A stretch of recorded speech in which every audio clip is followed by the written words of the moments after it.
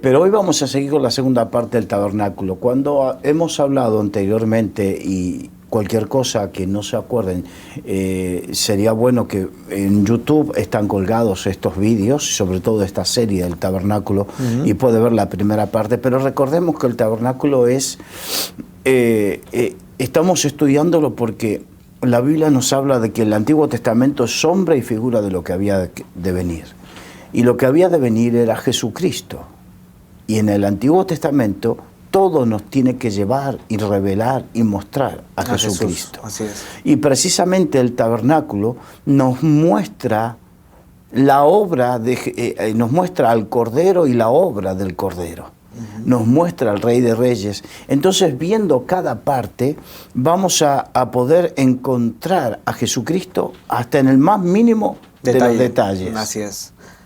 Y hoy vamos a comenzar con la segunda parte, pero antes te pido por favor si lees Éxodo 25:8.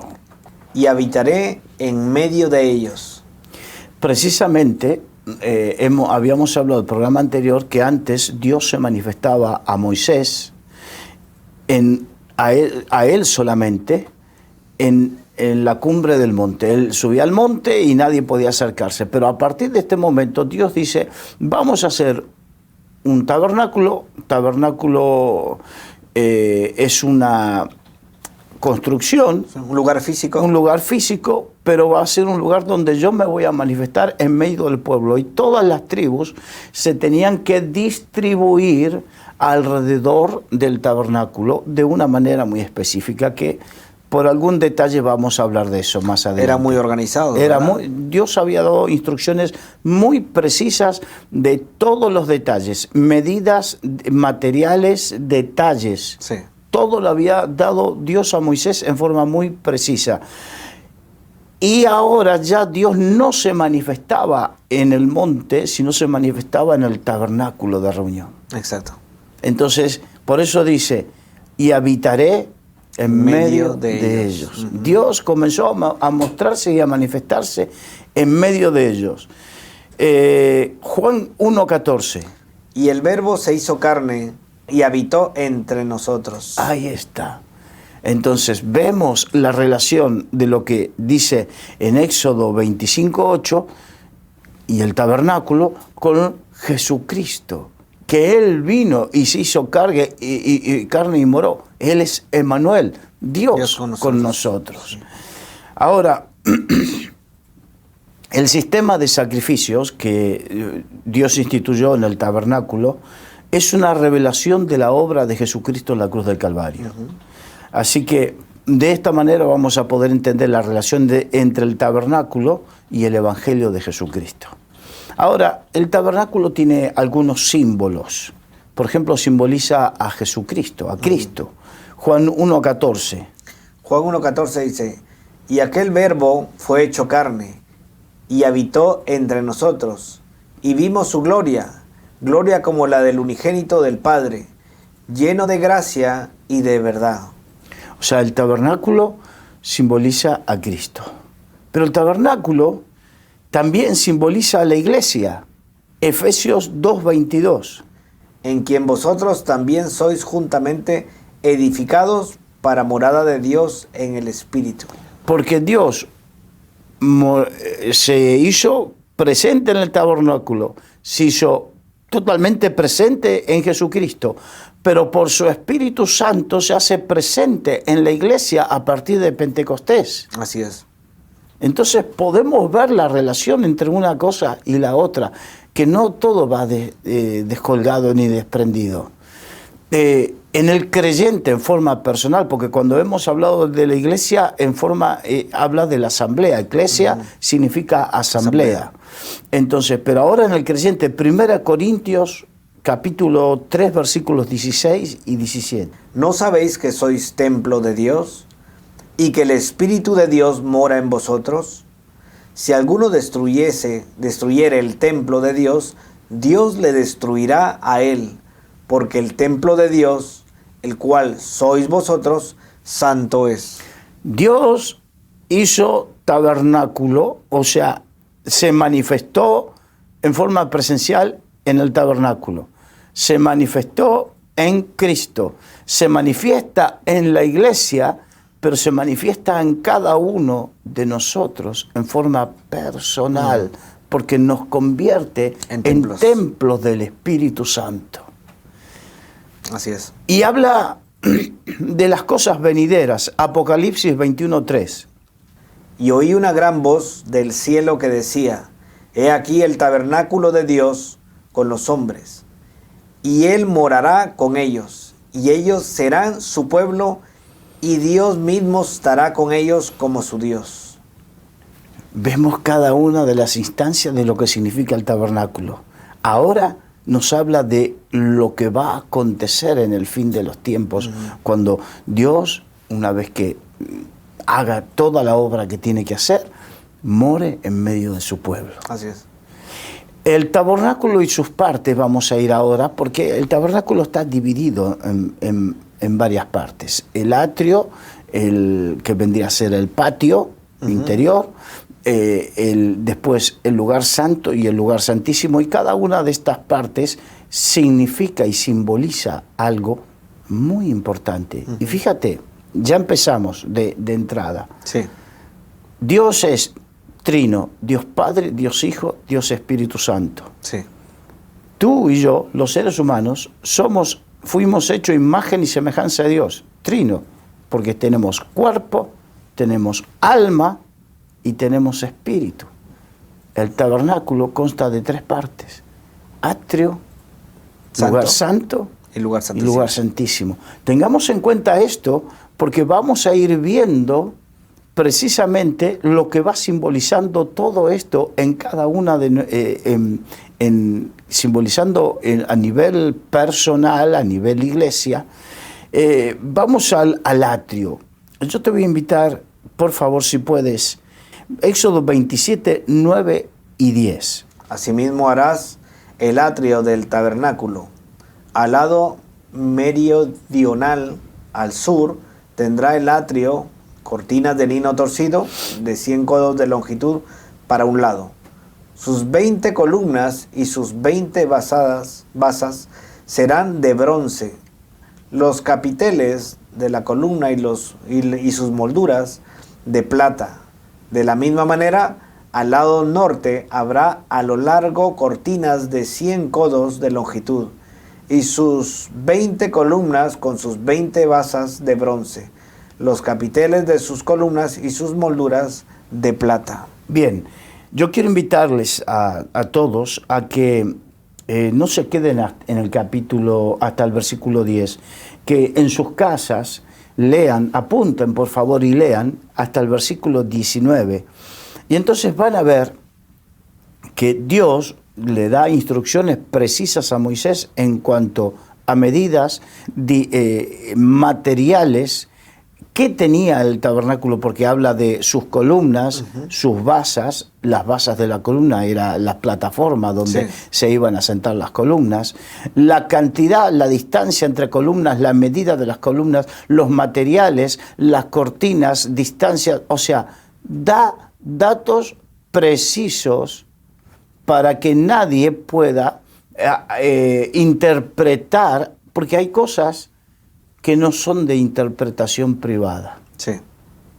Que Dios da cosas precisas y específicas y que no es para el libre albedrío. Entonces, el atrio del tabernáculo de reunión estaba cercado por una valla. Tenía toda una valla. Hagamos esta composición de visión, ¿no? Que uno tiene una finca y la finca tiene toda una valla. Está cercado. Está cercado. Sí. Esta valla estaba sostenida por 60 columnas de bronce, con sus respectivas bases de bronce y capiteles de plata. Los capiteles es la parte de arriba de la columna. Al sur consistía de una cortina de lino fino, material. En pantalla están viendo una recreación. Esto es un dibujo, una recreación. ¿Por qué? Porque en aquella época no había fotografía. Claro. Entonces, no teníamos otra forma de que demostrar una imagen que es a través de un dibujo, una recreación, la interpretación que hizo un dibujante que puede estar más o menos acertada. Pero es para que esto nos da una idea de lo que pueden ser las dimensiones.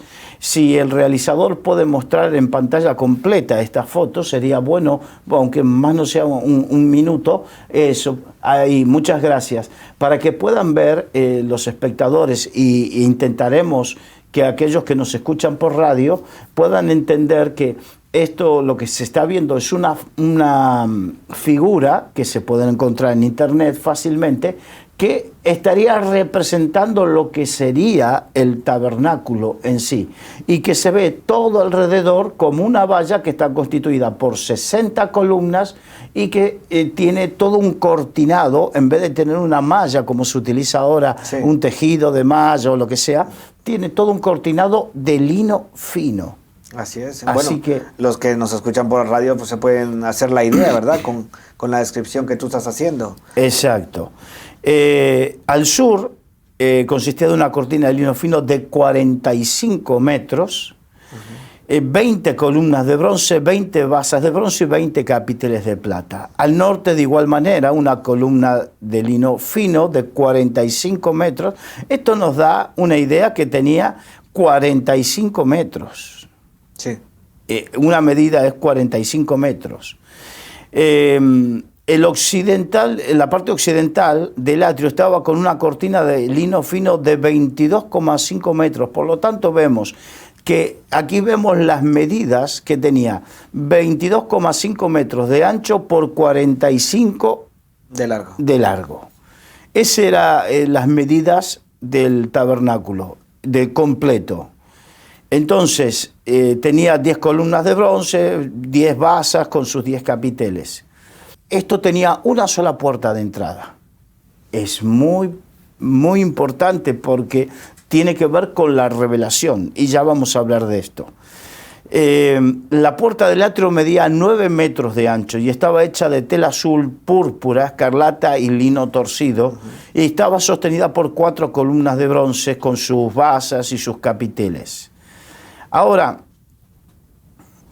el atrio del tabernáculo, que vendría a ser, para que lo entiendan bien, el patio interior, ¿no? Sí. El patio interior. Era la zona donde se llevaba a cabo los sacrificios, y también era la única sección a la que podía tener acceso, el pueblo podía tener acceso para presentar ofrendas o sacrificios a Dios. Hasta ahí podía entrar el pueblo, con el objetivo de presentar sacrificios y ofrendas. Más allá no podía avanzar. En el Salmo 96:8, lee, por favor. Dad a Jehová la honra debida a su nombre. Traed ofrendas y venid a sus atrios. Aquí invitaba al pueblo a traer las ofrendas y a hacer los sacrificios en el atrio. Sí. Salmo 104. Entrad por sus puertas con acción de gracias, por sus atrios con alabanza. De esta manera, estar en el atrio del tabernáculo era para el pueblo estar en la presencia de Dios. Ahora, se le vuelvo a pedir al realizador que la imagen que teníamos antes del tabernáculo completo, si la puede volver a poner en pantalla un minuto para hacer una explicación sencilla de algo. Muchas gracias. Ustedes pueden ver en la parte inferior de esa imagen, es la puerta, una sola puerta de acceso. Jesucristo es la puerta, ya vamos a hablar de eso. Pero el Salmo dice, entrad por sus puertas con acción de gracias y por sus atrios con alabanza. Alrededor, la imagen muestra que alrededor hay campamentos. El pueblo de Israel estaba constituido por 12 tribus. Cada tribu tenía un campamento específico y una zona donde desarrollar ese campamento. Primero levantaban el tabernáculo y después cada uno se ponía en el lado que le correspondía, sí, en su campamento. Los que estaban más cerca, enfrente de la puerta de entrada, presta atención, por favor, era la tribu de Judá. Era la tribu que Dios le había asignado ninguna otra tribu podía montar sus tiendas, su campamento en ese sitio, enfrente de la puerta, solamente la tribu de Judá. ¿Y sabes qué significa Judá? Alabanza. No por nada la forma más rápida y la forma verdaderamente necesaria para entrar en la presencia de Dios es dando gracias y alabanza al Señor. Eso nos mete rápidamente en la presencia de Dios. Por eso el tema muchas veces, y yo lo he vivido y lo he visto en diferentes iglesias, sitios, países, que muchas veces pareciera que la alabanza es el entretenimiento, es mantener entretenida a la gente hasta que llegue el plato fuerte, que es la palabra, o que llegue el predicador porque llega tarde. No, la alabanza es muy importante porque es lo primero que nos lleva a la presencia de Dios. El corazón agradecido, tener actitud agradecida y tener alabanza a nuestro Dios. Es lo primero que nos lleva. Y esto es importante que aquellos que son ministros de alabanza lo tengan en cuenta. Tú eres un instrumento para llevar al pueblo a la presencia del Señor. Así es. Y hay un versículo que dice: Dios está buscando adoradores que le adoren en espíritu y en verdad también. Por eso es importante los hermanos que son ministros, sean que cantan o que tocan un instrumento. Tú eres más que un cantante y más que un músico. Tienes que entender que eres un ministro, que por lo tanto tienes que estar en las condiciones que tiene que estar un ministro, en las condiciones espirituales y con el corazón adecuado para eso. Claro. Había un solo lugar por donde se tenía acceso, como hemos hablado, que es una única puerta. Sí.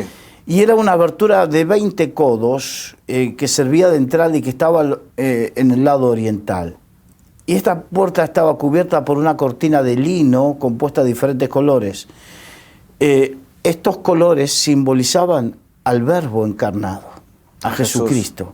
Porque el azul nos habla de Jesús, quien descendió del cielo. El púrpura habla de su divinidad, era el color real y habla de su divinidad.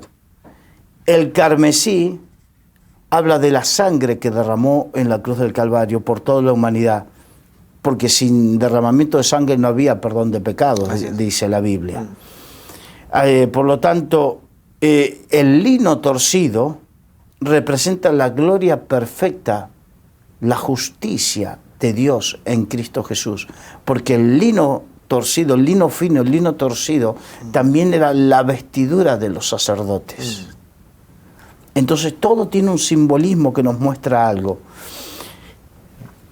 Recordemos que debemos saber que para obtenerla, o para recibir, no obtener, recibir, porque si yo obtengo algo que compro, merezco o lo que sea, pero cuando recibo, de gracia lo recibo. Así es. Cuando recibo la salvación, recibo la comunión con Dios y entro en la hermosura de su presencia, y lo hago a través de Jesucristo.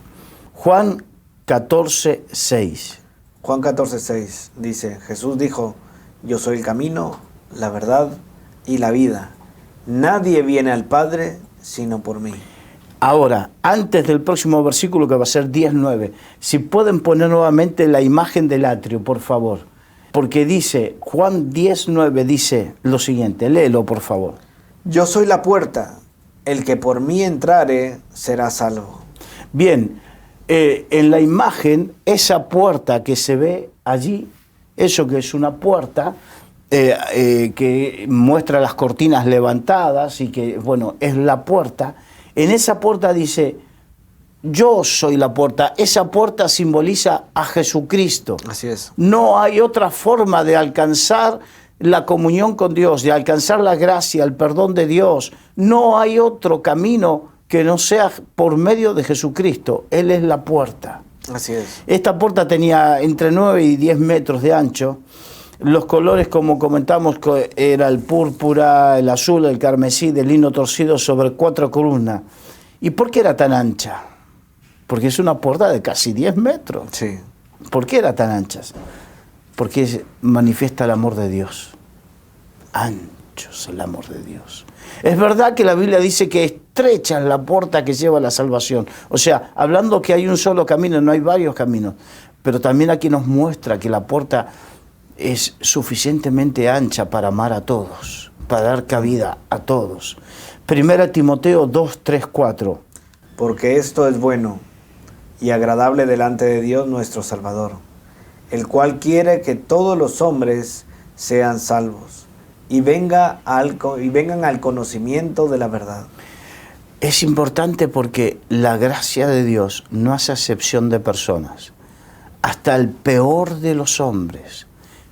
Piensa en el peor de los hombres. Para algunos Hitler, para otros Pol Pot, para otros no sé quién podrá ser. Sí. Hasta ellos, si se hubiesen arrepentido, que no lo sé porque uno nunca sabe, si se hubiesen arrepentido, podrían acceder a la presencia de Dios por medio de esa puerta que es Jesucristo. La única puerta. La única puerta. Es una única puerta, pero suficientemente ancha para que nadie pueda quedar fuera, si lo desea. Así es. Efesios 2:8. Porque por medio de él, los unos y los otros tenemos entrada por un mismo espíritu al Padre. Los unos y los otros. Aquí, porque los judíos hacían mucha diferencia entre ellos Y los gentiles. Sí. Aquí el apóstol Pablo, que conocía al mundo judío como pocos, porque él había sido fariseo de fariseos, criado a los pies de Gamaliel, enseñado, muy celoso de la ley mosaica, que conocía todo esto al dedillo. Él dijo, los unos, los hijos de Abraham, y los otros, los que fueron injertados al olivo verdadero por medio de Jesucristo. Así es. Todos tenemos acceso La misericordia de Dios. a la misericordia de Dios por medio del Cordero, Así es. al Padre. Las 4 columnas, esto simboliza los 4 evangelios, porque Dios se reveló, la entrada tiene 4 columnas. Y esas 4 columnas significan los evangelios, 4 evangelios. Dios se reveló por medio de Jesucristo y eso nos lo reveló a nosotros a través de los 4 evangelios, a través de su muerte, a través, de su nacimiento milagroso, a través de la vida, a través de la muerte y la resurrección de Jesucristo. Entonces, también nos revela algo que tiene que ver con los 4 puntos cardinales, porque el Evangelio, la gran comisión es ir Y hacer discípulos. por todo el mundo y predicar el Evangelio a toda criatura. Habla de los 4 puntos cardinales de la tierra, norte, sur, este y oeste. Como cuando la Biblia habla de los 4 vientos de la tierra, habla de las 4 puntas o puntos cardinales de la tierra. Sí. Habla de que no debe quedar o nada queda fuera. Es interesante, ¿verdad? Cómo todo tiene su propósito, tiene su porqué. Su porqué y su enseñanza, exacto. Ahora, uno cuando cruza la puerta se encuentra a pocos metros de distancia, con lo primero que se encuentra no es un mueble en sí, pero es algo que Dios establece que tiene que estar ahí, que es el altar de bronce. Como lo tienes ahí para leerlo, es saltándose algunas partes para que quede específicamente lo concreto. Sí. Éxodo 27, del 1 al 8. Harás también un altar de madera de acacia, dice hasta el tipo de madera que es, ¿verdad? Sí. Y le harás cuernos en sus 4 esquinas, y lo cubrirás de bronce, de la manera que te fue mostrado en el monte, así lo harás. Volvemos a que Dios es detallista, da todos los detalles, ¿no? Sí. Ahora, los 4 cuernos de las 4 esquinas nos hablan del poder de este sacrificio. El cuerno siempre en la Biblia habla de poder. El sacrificio debía ser un animal perfecto, sin mancha. Esto representa a Jesucristo, el Cordero de Dios que no tuvo pecado. Cuando se hacía el sacrificio, se hacía lo que sería como una transmisión.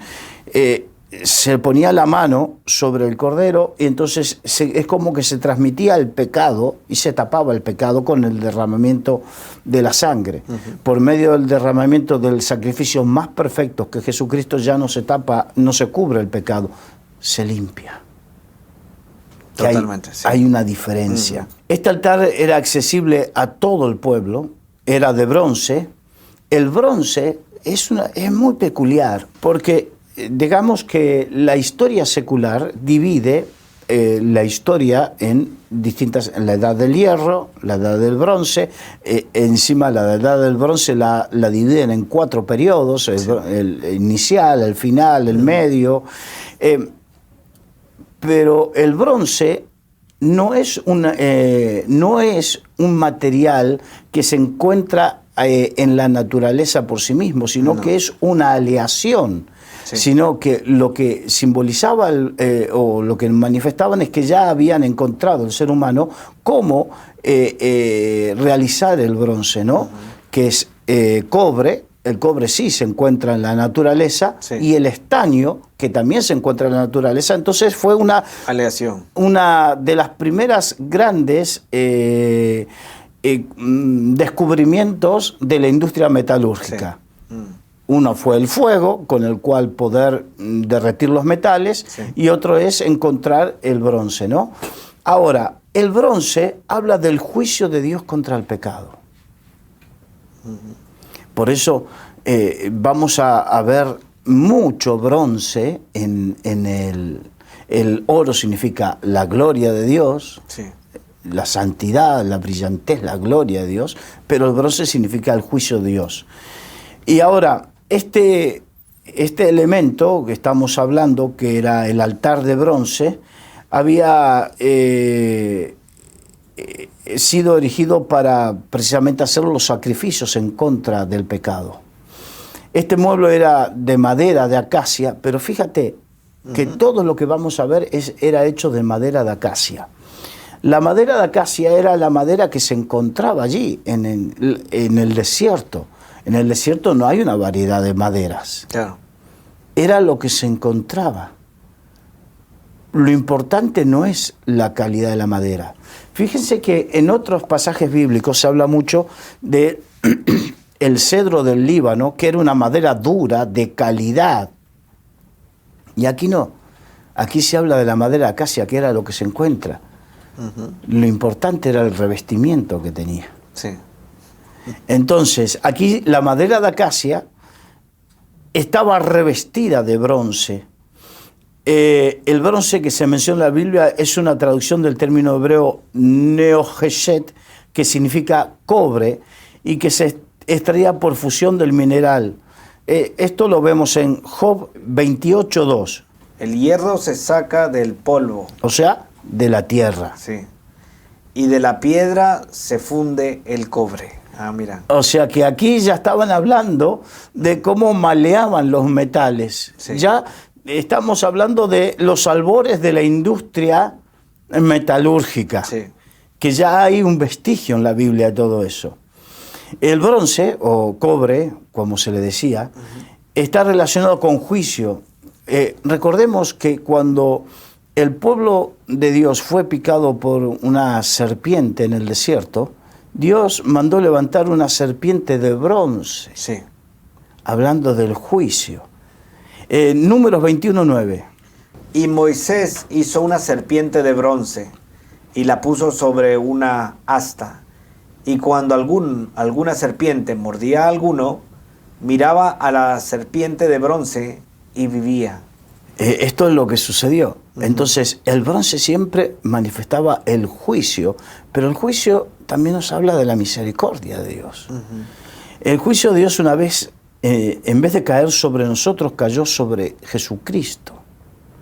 Ahí el juicio que había sobre el pueblo caía sobre el animal que estaba en en el altar de bronce. Ujú. En Isaías 53:5, por favor. Mas él herido fue por nuestras rebeliones, morido por nuestros pecados. El castigo de nuestra paz fue sobre él, y por sus llagas fuimos nosotros curados. Ahora, con todo esto podemos entender que el tabernáculo y el servicio que se hacía en el tabernáculo, el servicio sacerdotal, que en otro momento le hablaremos de eso, era una sombra de lo que iba a venir, que era precisamente el cumplimiento de la profecía de Isaías 53. Este altar ocupaba el primer sitio en el recinto, a lo que hablábamos, cruzabas la puerta y a los pocos metros lo que primero que te encontrabas era el altar de bronce. ¿Por qué el primero? Porque una vez que creemos en el Señor, lo primero que tenemos que hacer es tratar con el pecado.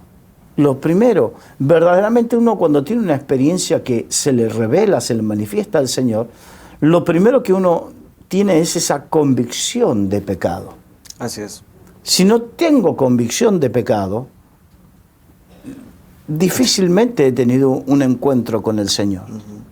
Entonces, porque el orden nos va mostrando también el orden lógico, el orden del desarrollo espiritual de una persona. Creo en el Señor, entro por la puerta, alabo al Señor, pero la experiencia es que mi encuentro con el Señor me lleva a reconocer Sí, mis pecados. mis pecados. Todo nuestro acercamiento a Dios tiene que tener como fundamento un sacrificio. Ahora nosotros tenemos que ser enseñados sobre esto, el pecado. El altar de bronce tipifica el sacrificio de Jesucristo, la expiación hecha por el Señor cuando fue levantado en la cruz. Ahora vamos de nuevo a la cruz en el desierto, pero esta vez en el Evangelio. Juan 3, 14 y 15. Y como Moisés levantó la serpiente en el desierto, así es necesario que el Hijo del Hombre sea levantado, para que todo aquel que en él cree no se pierda, mas tenga vida eterna. Vamos viendo la relación, ¿no? ¿Cómo lo relaciona, sí? Cómo nos va mostrando el Señor su revelación, que todo lo que sucedió con la serpiente de bronce, el altar de bronce, el sacrificio, todo nos habla del sacrificio de Jesucristo en la cruz del Calvario, que fue levantado en esa cruz para que todos los que miremos esa cruz con amor, con fe, Seamos salvos. seamos salvos. Levíticos capítulo 1. Luego los sacerdotes hijos de Aarón acomodaron las piezas, la cabeza y la grosura de los intestinos sobre la leña que está sobre el fuego que habrá encima del altar, y lavará con agua los intestinos y las piernas, y el sacerdote hará arder toda sobra en el altar. Holocausto es ofrenda encendida de olor grato para Jehová. O sea que en el altar de bronce lo que había era el sacrificio, pero también había fuego, para que en ese fuego se pusiese el sacrificio que se iba a poner, encender, y era como olor grato a Jehová. Así es. Esto lo podemos ver también en otros pasajes bíblicos antiguamente, que el Señor descendía con fuego y se consumía El altar. el altar. Bien, ahora vamos a Efesios 5:2. Y andad en amor, como también Cristo nos amó, y se entregó a sí mismo por nosotros, ofrenda y sacrificio a Dios en olor fragante. Vemos como un versículo del Nuevo Testamento nos muestra el significado de otro versículo del Antiguo Testamento. Sí. ¿Cómo nos muestra qué significaba? El apóstol Pablo, que como dijimos era muy conocedor de toda la teología del Antiguo Testamento, encontró que eso significaba a Jesucristo, el olor fragante. Él se entregó, se quemó a sí mismo en la cruz del Calvario, y eso fue olor fragante para Dios. Claro. Ahora, la forma del altar es importante porque era cuadrado. El tabernáculo no es cuadrado, es rectangular. Pero el altar sí es cuadrado. Porque esto nos habla de igualdad. Los 4 lados. Esto nos habla de que todos somos iguales. Todos necesitamos pasar por el altar. Todos tenemos pecados. Aquel que dice que no ha pecado, miente, dice la Biblia. Sí. Esto nos habla de una igualdad entre todos los hombres. Somos iguales ante Dios. Nos habla de estabilidad. Era una pieza en 3 dimensiones, no era plana, lo que indica que el sacrificio que se realizaba en este altar tipificaba un sacrificio que alcanzaría a toda la humanidad. Recordemos que este altar simboliza la cruz. Se construyó con madera de acacia, que era material que procedía de la tierra, era madera de cierta durabilidad, que venía a ser un símbolo de la humanidad de Cristo, pero sin pecado, sin corrupción, la humanidad de Cristo. Este altar, como todas las cosas, no se transportaban como cada uno quería. Dios había establecido cómo se tenía que transportar. Entonces, cada elemento se transportaba de una manera específica y lo transportaban los levitas. Sí. Y tenía unos sitios donde pasaban unas varas de madera recubiertas también de bronce para ser transportado, y es un mensaje que nos lleva a nosotros, que nosotros, los seres humanos, somos los portadores de las buenas noticias para la humanidad. Amén. O sea, se transportaba a hombro. Recordemos, y lo vamos a ver cuando hablemos de otros elementos, cuando hablemos, por ejemplo, de otras cosas, que una vez el arca del pacto estaba perdida y David quiso recuperarla, y cuando la encontró y la quiso traer a Jerusalén, sí, entonces mandó a llevar unos bueyes nuevos y un carro nuevo, o sea, puso todo su buen empeño y su buen hacer, y quiso ser a su manera, quiso ser respetuoso. Entonces, cuando trajeron el carro, trajeron el arca, dice que en un momento se movió, y Usa, era un soldado, con todo su buen corazón quiso sostener el arca para que no se caiga, y murió fulminado. ¿Qué significa esto? Las cosas son como Dios dice. Dios no había dicho llevarlo en un carro, había dicho llevarlo a hombro por los sacerdotes, sí, los levitas. Entonces, esto es importante porque nos muestra de qué manera Dios quiere las cosas. Y aquí nos habla de que este mensaje tiene que ser transportado por hombres. Qué interesante, la verdad es que es interesante, si me permites, sí, ver cómo a veces nosotros como hombres no le damos importancia a ciertas cosas, pensando en este hombre que transporta, pues eso, se va a caer pues estamos hablando del altar, ¿verdad? Del atrio, y lo sostiene con las manos y muere. Pero como nosotros muchas veces no le damos importancia a cosas que pensamos que son insignificantes, pero si las hacemos a nuestra manera, hay una consecuencia, ¿verdad? Siempre hay una consecuencia. A diferencia de hacer las cosas siguiendo las instrucciones precisas y exactas de cómo Dios quiere que se hagan las cosas. Es verdad. Dios, para eso se toma la atención de dar los detalles. Si Él no dice los detalles, dejaría todo a nuestro criterio. Sí. Pero cuando Él da los detalles, no es para que apliquemos nuestro criterio. Ahora, vamos a ver algunos aspectos que simboliza el altar. Habla de propiciación, de sustitución, de reconciliación y de rescate. Esos son los aspectos que simbolizan el altar. La propiciación es atraer o conseguir o ganar la admiración o benevolencia de alguien. Y la propiciación fue realizada en la cruz del Calvario. Esto apaciguó la ira de Dios. Por eso Cristo fue hecho propiciación por nuestros pecados. Sí.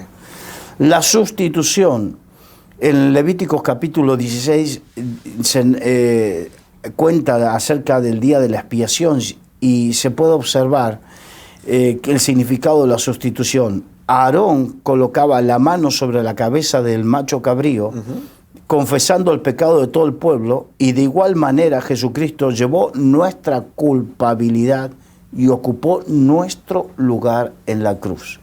Eso significa la sustitución. Habla de reconciliación, como ese pasaje de Pablo que dice: reconciliados pues con Dios tenemos paz para con el Señor, sí, por medio de Jesucristo.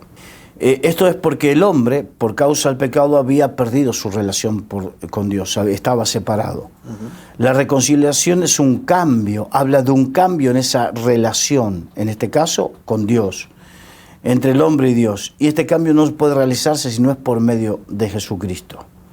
¿Por qué? Lo que separa al hombre es el pecado, y Cristo venció al pecado, venció a la muerte, reconcilió al hombre con Dios. Amén. Y el rescate.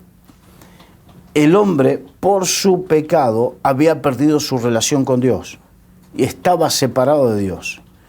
Pero lo que hizo el Señor con su sacrificio fue quitarnos, arrebatarnos de la esclavitud del pecado.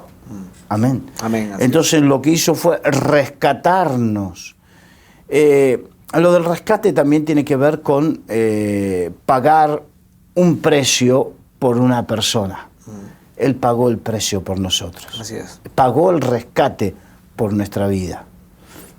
De hecho ya casi ni se usa, es una figura comercial de rescatar un pagaré, que es que uno tiene un compromiso de deuda mediante un pagaré, y cuando rescata el pagaré es cuando abona ese compromiso, sí, de deuda. Nosotros estábamos endeudados por nuestro pecado, y Cristo pagó por nuestros pecados, nos rescató. Amén.